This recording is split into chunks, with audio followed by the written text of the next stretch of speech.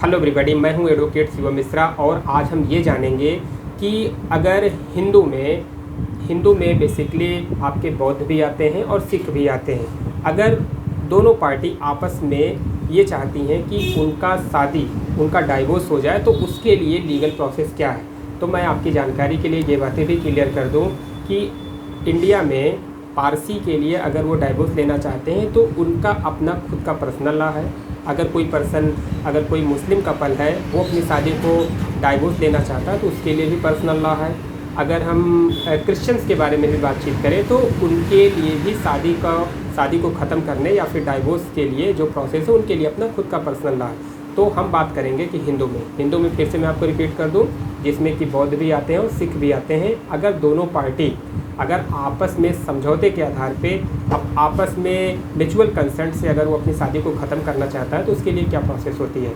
तो basically Hindu marriage act section 13B में इसके बारे में प्रोविज़न दिया गया है कि अगर दोनों पार्टी आपस में म्यूचुअल कंसेंट से आपस में दोनों पार्टी चाहती हैं कि शादी को हम ख़त्म कर दें तो उसके लिए क्या प्रोसेस होता है।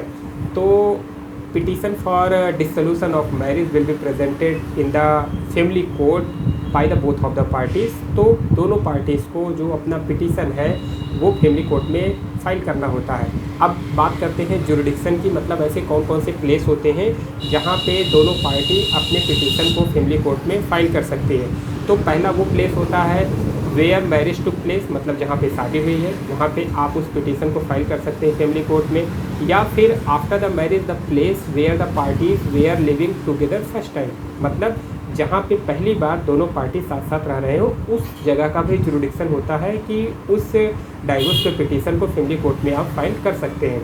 या फिर the place where the parties last time living together, या फिर वो आखिरी बार दोनों पार्टी जहाँ पे भी साथ साथ रहे हैं तो वहाँ पे भी उस फैमिली कोर्ट में उस पिटीशन को म्यूचुअल कंसेंट के पिटीशन को 13B में हिंदू मैरिज एक्ट के अकॉर्डिंग उस पिटीशन को फाइल फैमिली कोर्ट में किया जा सकता है।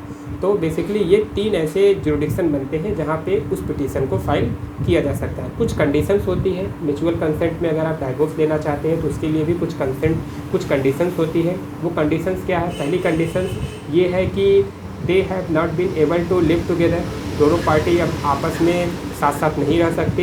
And they have mutually agreed that marriage should be dissolve, और दोनों लोगों ने आपस में ये चीज़ें क्लियर कर लिया है कि उनको अब शादी को अपने ख़त्म करना है।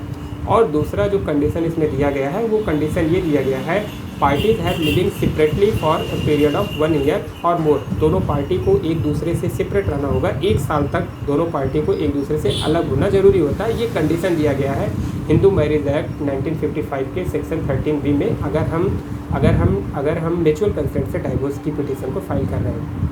अब हम बात कर लेते हैं प्रोसेस की, इसका क्या प्रोसेस होता है। जुरिडिक्शन हमको पता चल गया, कंडीशन हमको पता चल गया, अब हम बात करते हैं कि आखिर उसका प्रोसेस क्या है।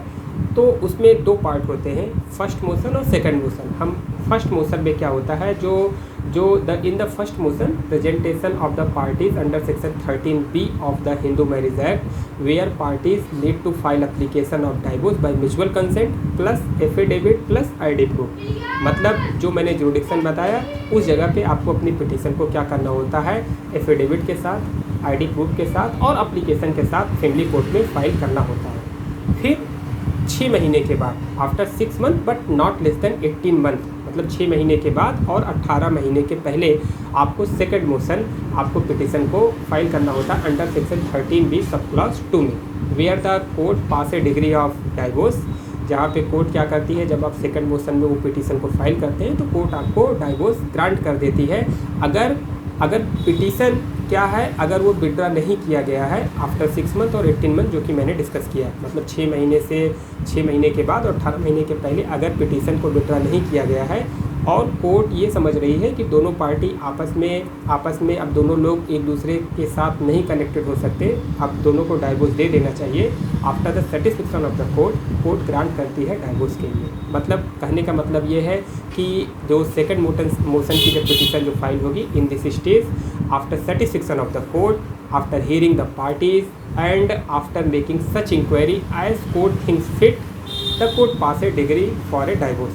इस तरीके से कोर्ट डाइवोर्स की डिग्री को पास करती है। कुछ छोटे मोटे क्वेश्चंस हैं जैसे क्वेश्चंस क्या है मैंने डिस्कस किया था। सेक्शन 14 में भी ये बातें क्लियर कर दी गई हैं कि no petition for divorce to be presented within 1 year of time, मतलब 1 साल के भीतर हम डाइवोर्स की पिटीशन को फाइल नहीं कर सकते।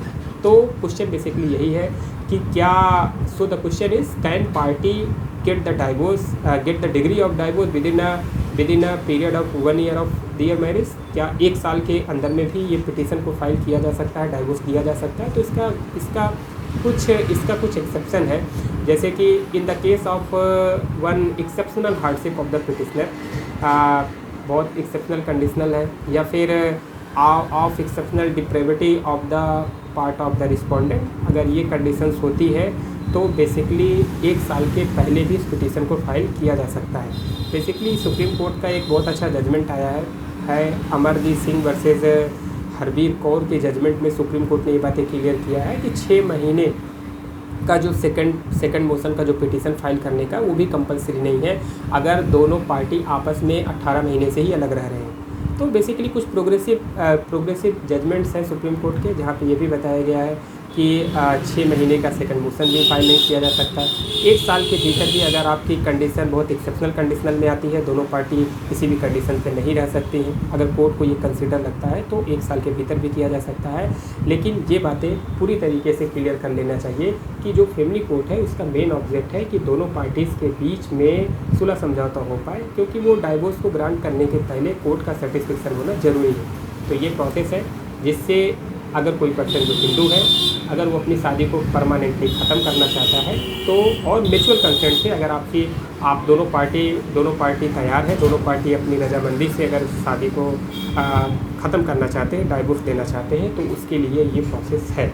मैं आपको एक बातें और क्लियर कर दूँ कि जो लोग नोटरी के थ्रू अपनी शादी को एक कॉन्ट्रैक्ट के थ्रू ख़त्म करते हैं तो वो उसका कोई सलूशन नहीं। कई लोग पंचायत बुला के शादी को ख़त्म कर लेते हैं, तो वो भी लीगल ओपिनियन में लीगल उसकी कोई वैलिडिटी नहीं। शादी को ख़त्म करने का सिर्फ एक प्रोसेस है, वो प्रोसेस है कोर्ट के द्वारा जब ग्रांट की जाती है डाइवोर्स।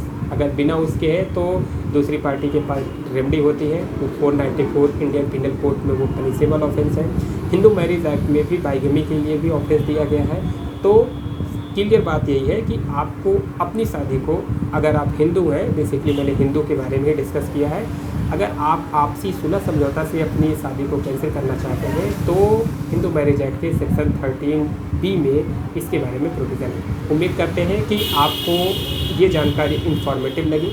अगर आपको ये जानकारी अच्छी लगी तो आप इसको थम्स अप कीजिए और इसको दूसरे लोगों के साथ भी शेयर कीजिए। Thank you.